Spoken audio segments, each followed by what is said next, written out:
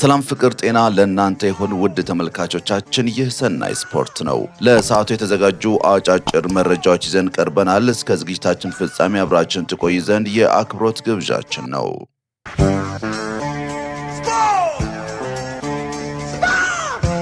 አርሰናል አምስተኛ ተከታታይ ድሉን ሲያሳካ ማንቸስተር ዩናይትድ ነጥብ ጥለዋል። በእንግሊዝ ፕሪምየር ሊግ 10ኛ ሳምንት በርንሌይን የገጠመው አርሰናል 2-0 አሸንፏል። ቪክቶር ዮኬሬሽ እና ዴክላን ራይስ የመድፈኞችን ግቦች አስቆጥሯል። በዚህም ጨዋታ ግብ ያልተቆጠረበት አርሰናል ከ10 ጨዋታ 25 ነጥብ በመሰብሰብ መሪነቱን አጠናክሯል። ማንቸስተር ዩናይትድ ከ3 ተከታታይ ድል በኋላ ነጥብ ጥለዋል። በሲቲ ግራውንድ ኖቲንጋም ፎረስትን የገጠመው ማንቸስተር ዩናይትድ 2-2 ተለያይተዋል። የማንቸስተር ዩናይትድን ግቦች ካስሚሮና አማድ ዲያሎ ከመረብ አሳርፏል። የፎረስትን 2 ግቦች ሞርጋን ጊብስ ዋይት እና ሳቮና አስቆጥሯል። ክሪስታል ፓላስ ብሬንትፎርድን 2-0 ሲያሸንፍ፣ ብራይተን ሊድስ ዩናይትድን 3-0 ረትቷል። ፉልሃም በተመሳሳይ ወልቭስን 3-0 በማሸነፍ ወደ ድል ተመልሰዋል። ሊቨርፑል በፕሪምየር ሊጉ 4 ተከታታይ ጨዋታ ተሸንፎ አስቶን ቪላን የገጠመው ሊቨርፑል ወደ ድል ተመልሷል። በአንፊልድ የተደረገው ጨዋታ 2-0 ሲጠናቀቅ መሐመድ ሳላህ እና ሪያን ግራቨንበርች ሊቨርፑልን ወደ አሸናፊነት የመለሱም ግቦችን አስቆጥሯል። የሳላህ ግብ በቀዩ መለያ ያስቆጠረው 250ኛ ግቡ ሆኖ ተመዝግቧል። ሊቨርፑል ድሉን ተከትሎ በ18 ነጥብ ወደ 3ኛ ደረጃ ከፍ ማለትም ችለዋል። የመርሲሳይዱ ክለብ በቻምፒየንስ ሊጉ የፊታችን ማክሰኛው ሪያል ማድሪድን ያስተናግዳል። ቼልሲ በለንደን ደርቢ ቶትንሃምን የገጠመው ቼልሲ 1-0 አሸንፏል። በቶትንሃም ሜዳ በተደረገው ጨዋታ ቼልሲ በፔድሮ ግብ 3 ነጥቡን ወስደዋል። ባሳለፍነው ሳምንት በሜዳው በሰንደርላንድ ተሸንፎ የነበረው የምዕራብ ለንደኑ ክለብ ቼልሲ ድሉን ተከትሎ ነጥቡን 17 በማድረስ ወደ 4ኛ ደረጃ ከፍ ብሏል። ሪያል ማድሪድ በ11ኛ ሳምንት የስፔን ላሊጋ ቫሌንሺያን የገጠመው ሪያል ማድሪድ 4-0 አሸንፏል። በሳንቲያጎ በርናቦ በተደረገው ጨዋታ ክሊያን ምባፔ በፍጹም ቅጣት ምት እና በጨዋታ 2 ግቦችን አስመዝግበዋል። ጁድ ቤሊንግሃም እና አልቫሮ ካራሬስ ሌሎች ግቦችን ከመረብ ማሳረፍ የቻሉ ተጫዋቾች ናቸው።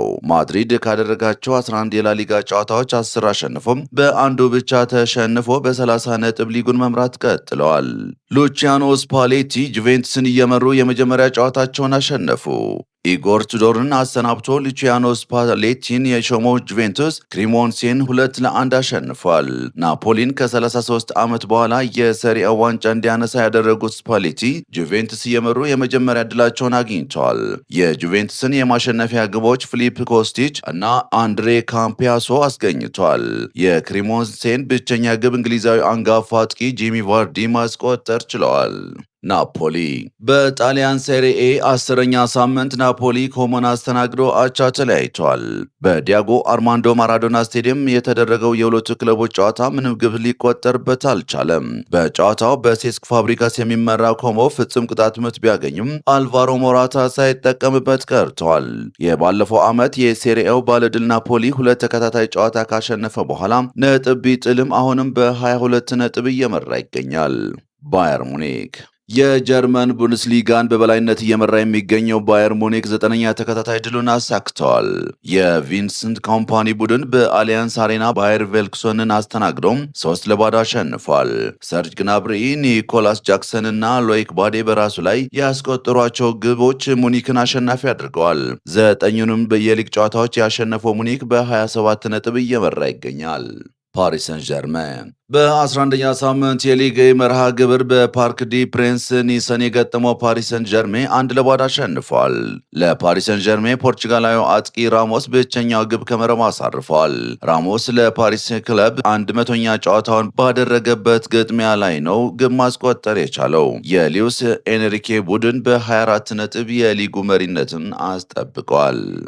ማንቸስተር ሲቲ አስገራሚ ጉዞ ላይ የሚገኘው በርንማውዝን ለመግታት ይጫወታል። በእንግሊዝ ፕሪምየር ሊግ 10ኛ ሳምንት ማንቸስተር ሲቲ ከበርንማውዝ የሚያደርጉት ጨዋታ ይጠበቃል። ማንቸስተር ሲቲ ወደ ዋንጫ ፉክክር ከመለሰው ጥሩ ጉዞ በኋላ ባለፈው ሳምንት በአስቶን ቪላ ተሸንፏል። ሲቲ ከመሪው አርሴናል የበለጠ ላለመራቅ 3 ነጥቡን ያስፈልገዋል። ግብ የማስቆጠሩን ኃላፊነት ለአርሊንግ ሃላንድ ብቻ የተወ የሚመስለው ማንቸስተር ሲቲ ኦማር ማርሙሽ እና ሪያን ሸርኪ ተመልሰውለታል። ሁለቱ ተጫዋቾች በካራባኦ ካፕ ስዋንሲ ሲቲን ሲያሸንፉም ግብ ማስቆጠር ችለዋል። በርንማውዝ በሊጉ የመጀመሪያ በመጀመሪያ ሳምንት በሊቨርፑል ከተሸነፈ በኋላ ባደረጋቸው ጨዋታዎች ነጥብ ሳይዝ ወጥቶ አያውቅም።